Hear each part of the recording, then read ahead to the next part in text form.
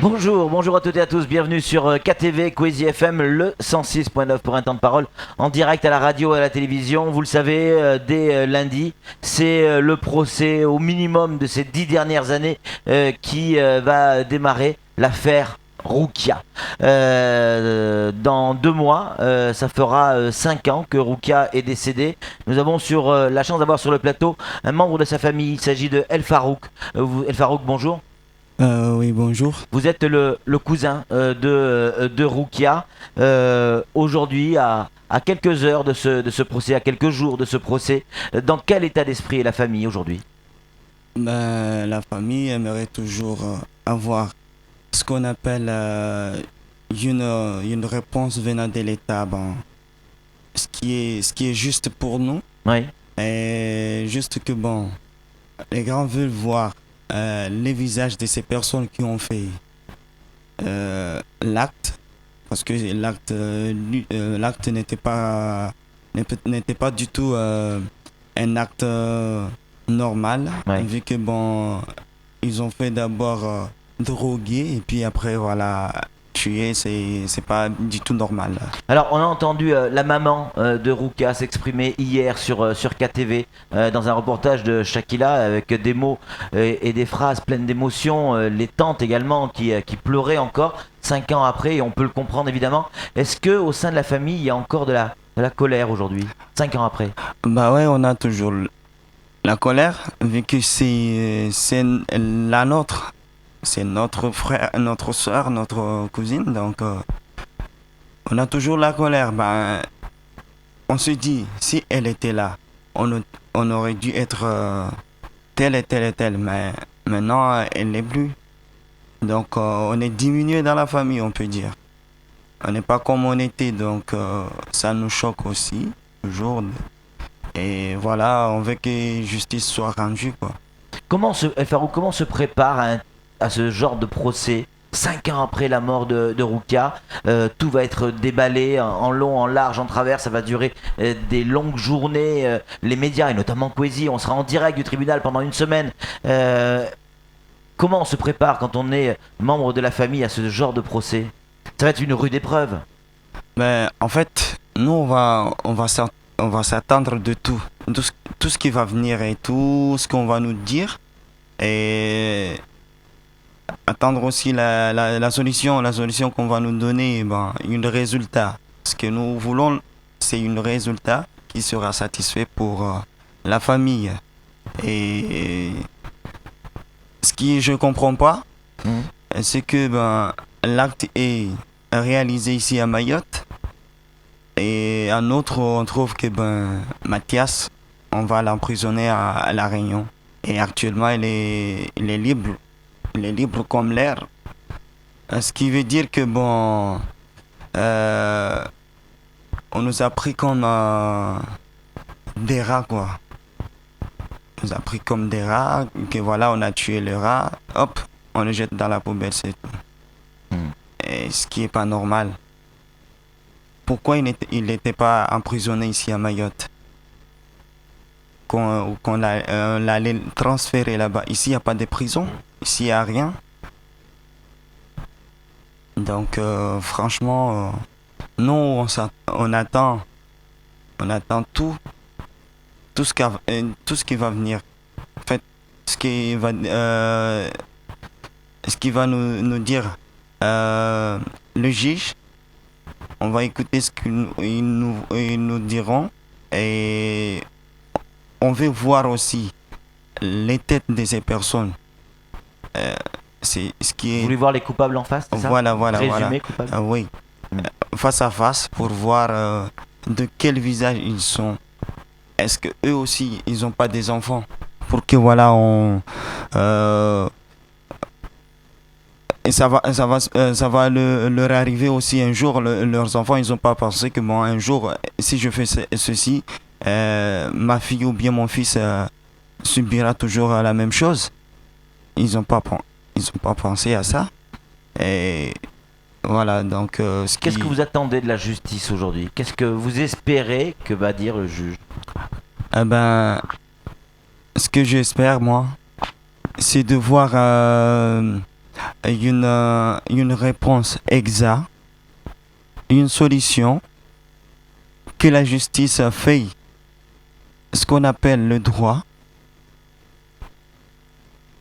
Nous, on veut avoir nos droits. Déjà, elle n'est pas là. Elle n'est pas là pour voir, pour assister tout. Mais bon, nous qui sommes là, nous, on veut avoir ce qu'on appelle les droits. Les Vos droits soient respectés. voilà. Et notamment la vérité, c'est ça? Voilà la vérité. Pourquoi c'est fait et pourquoi on l'a amené loin de nous, loin de là où il y a eu l'acte en question. Samuel, une réaction. Qu'est-ce que vous attendez des prévenus, Mathias Belmer et tous les autres, parce qu'ils seront nombreux? Des aveux, des excuses, des regrets? Ben, en fait, nous, on a vraiment, on est choqués de ce qui s'est passé. Donc, comme quoi ils ont drogué, tout d'abord, c'est pas bien, c'est pas normal.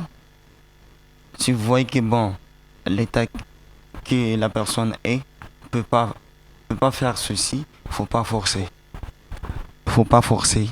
Il faut laisser aller ou bien faut conseiller. Il faut pas faire ça, faut pas.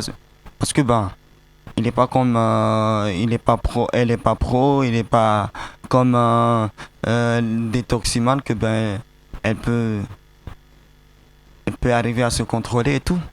Donc, mais en faisant, mais il faut avoir quand même pitié, ne pas la battre comme un animal. En fait, vous n'attendez rien d'eux, si ce n'est une réponse de la justice. Oui, on veut entendre que la réponse de la justice et voir les tranches de ces personnes. La maman de Roukia disait hier à la télévision que effectivement, la même chose, hein, elle attendait effectivement de voir le visage de ces gens et après la famille décidera si on doit pardonner ou pas. C'est-à-dire qu'il y a encore la possibilité de pardonner. La foi que vous avez aujourd'hui vous laisse encore cette opportunité de pardonner. Ouais, on peut dire ça. On peut dire ça que ben on a la foi de pardonner des fois. Ben ce qu'on nous a dit que ben si on te fait quelque chose, faut avoir la foi de pardonner, savoir pardonner et voilà ça arrange ça arrange pas mais ça diminue un peu. Cette affaire, El Farouk, ça a été une affaire extrêmement importante. Tous les médias de Mayotte, mais bien au-delà, avec tous les rebondissements, l'affaire Karki, etc., etc., on a entendu parler jusqu'à Paris. Tous les médias en ont parlé. Vous qui êtes au sein de la famille, est-ce que l'histoire qui est racontée par les médias sur ce qui est arrivé à Roukia, votre cousine, est-ce qu'elle correspond à celle que vous connaissez de Roukia, ou est-ce qu'il y a une différence? Ben de là, je peux rien ajouter parce que bon, j'étais pas avec elle quand elle. Mais ce qui se dit au sein de la famille, est-ce que ça correspond à ce qu'on peut lire dans les médias? Pas tout à fait. Pas tout à fait. Il y a une version différente. Oui, il y a une version différente parce que ben, on est allé jusqu'à remonter à une autre histoire qui n'était pas visible à l'actualité. Que quoi que bon, voilà, il y a des drogues, qu'on laisse entrer de drogues à Mayotte comme ça là, et clandestinement. Donc cette affaire est. Mais cette affaire a été terrible parce que vous avez perdu Roukia, votre cousine, votre sœur, mais il y a eu aussi beaucoup de problèmes pour que l'enquête puisse avancer et savoir qui était responsable. Au plus haut niveau de l'État, il y a des gens qui ont tout fait pour qu'on ne sache pas la vérité. Et ça, vous avez dû le subir. Comment l'avez-vous vécu? Ben, c'est douloureux et vexant. On peut rien y faire vu que c'est l'État. Vu que ce qui a provoqué ça vient parmi les membres de l'État. Ben, à une partie qui s'appelle les gires. Oui. Donc il y a des gens qui sont impliqués dessus. Donc nous on peut rien y faire contre l'État. On peut rien, c'est juste subir ce qu'il va nous dire. Mais là maintenant là, ce que nous voulons nous, c'est savoir de notre parti ce qui a causé la mort de notre sœur, notre cousine, et ce qui a fait que voilà pourquoi on est allé jusqu'à maintenant là pour encore revenir à l'histoire 5 ans après. El Farouk, on le disait tout à l'heure, la presse, on a beaucoup parlé de cette histoire. Il y a certains médias qui sont allés très très loin.